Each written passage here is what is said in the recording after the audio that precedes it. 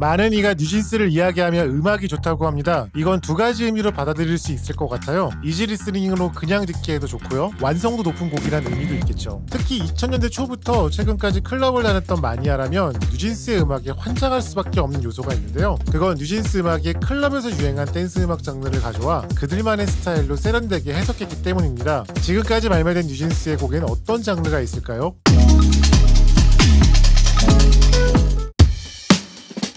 먼저 OMG, 쿨인류의 장르 UK 게러지를 알아볼까요? 하우스가 왜 하우스인지 아시나요? 하우스는 1980년대 전설적인 DJ이자 프로듀서 프랭키 너클즈가 틀던 음악을 표현하는 말로 시작했는데요. 그가 음악을 틀던 곳이 시카고의 웨어하우스라는 클럽이었기 때문입니다. 그렇다면 게러지는 왜 게러지일까요? 맞습니다. 뉴욕의 LGBT 클럽 파라다이스 게러지에서 DJ 레리 레반이 플레이한 소울풀한 형태의 하우스를 표현하는 말로 시작했기 때문이죠. 쿵쿵쿵쿵, 포온드 플로어라 불리는 단순한 리듬 구조로 되어 있는 하우스는 위에 다양한 음악이 얹어지며 여러 스타일로 가지를 뻗어가게 되는데요. 이 중 파라다이스 게러지에서 플레이된 음악이 게러지 하우스란 이름으로 불리게 됩니다. UK 게러지는 1990년대 초반 영국에서 게러지 하우스에서 영향받아 탄생한 장르입니다. 당시 영국은 정글이 클럽에서 큰 인기를 얻고 있었는데요. 정글은 영국에 거주 중인 자메이카인의 사운드 시스템 문화의 영향으로 탄생한 장르예요. 강렬한 베이스 사운드와 복잡한 리듬 패턴을 이용해 만들어진 160bpm 정도 되는 굉장히 빠른 댄스 음악입니다. 당시 정글을 틀던 DJ들이 여기에 맞춰 게러지 하우스를 빠르게 틀었다고 해요.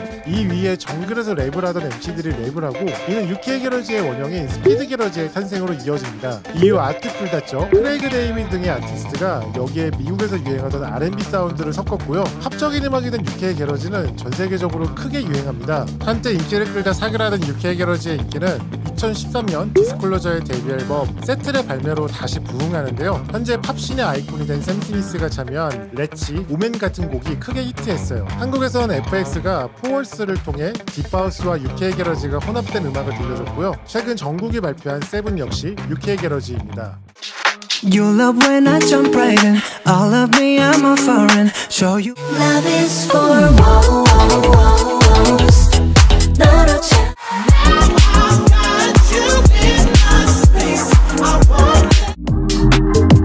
You know me like no other.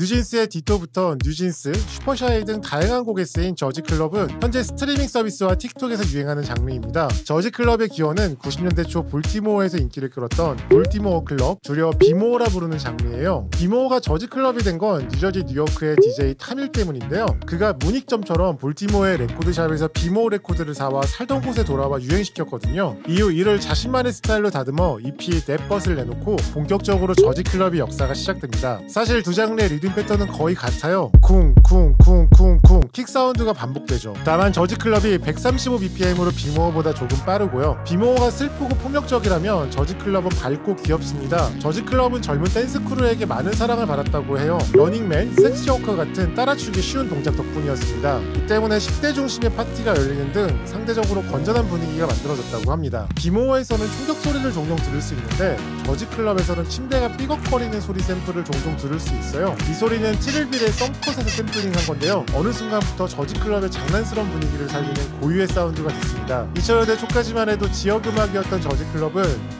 2010년대부터 SNS와 사운드 클라우드 같은 플랫폼을 통해 전 세계로 뻗어나갑니다. 당시 한국에서도 인터넷 음악을 플레이하던 서브비트 같은 크루에서 저지클럽을 플레이하고 만들었고요. 최근에는 틱톡의 유행으로 다양한 이가 댄스 챌린지에 참여하며 드레이크, 리루지버트와 같은 스타 음악가까지 이 장르를 건드립니다. 한국에서도 비슷한 시기에 릴체리가 꿈이라는 저지클럽 곡을 발표했고요. 뉴진스의 등장으로 이제 전 국민이 사랑하는 장르가 됐습니다.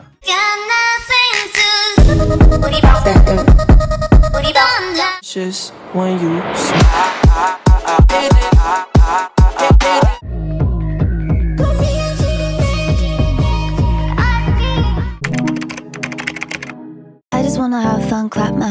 유튜브에 원더케이의 3배 규모의 브라질 음악 채널이 있다는 거 알고 계시나요? 컨질라라는 채널인데요. 이 채널에 공유되는 음악이 바로 파벨라 펑크입니다. 뉴진스의 ETA의 볼티모어 클럽 비트와 함께 쓰였어요. 파벨라 펑크, 알리 펑크 또는 펑크 카리오카라 불리는 이 음악은 일종의 브라질 리우데 자네이루산 힙합 음악입니다. 힙합 장르 중에 마이애미 베이스라고 노골적으로 성적인 메시지를 담고 있는 서브 장르가 있어요.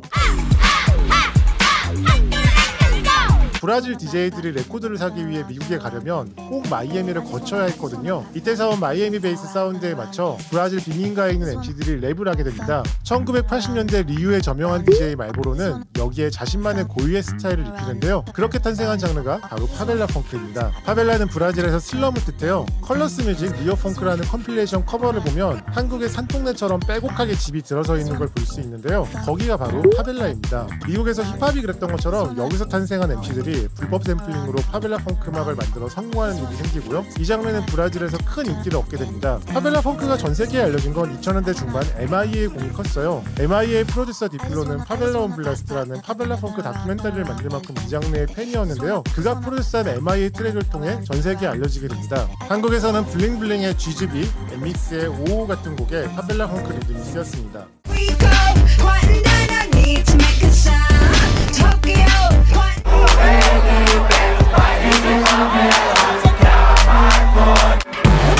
너는 물이 달라 내 느낌 We can go wherever you like Baby say the words and 저는 뉴진스의 음악을 들으며 90년대 후반부터 2000년대 초까지 한국에서 유행했던 시부야 K 생각이 많이 나더라고요. 복잡한 리듬에 아련하고 이국적인 보컬이 올라가는 스타일이 특히 그런데요. 어도어의 대표 미니즈는 시부야 K 대표 그룹인 피치카토5를 좋아한다고 밝힌 적 있기도 합니다.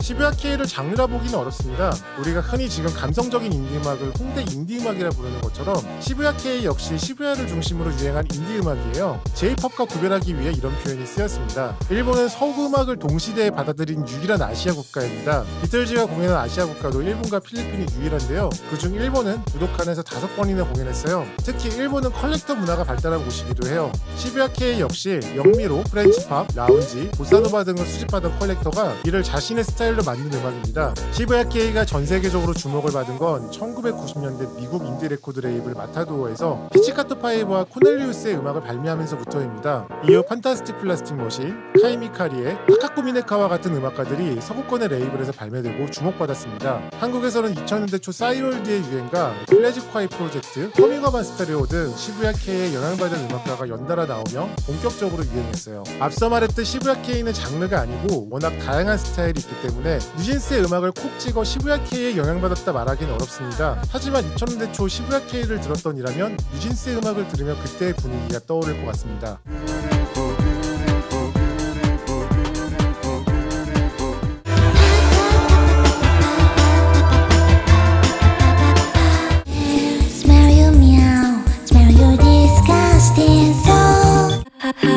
It's me again, I'm back.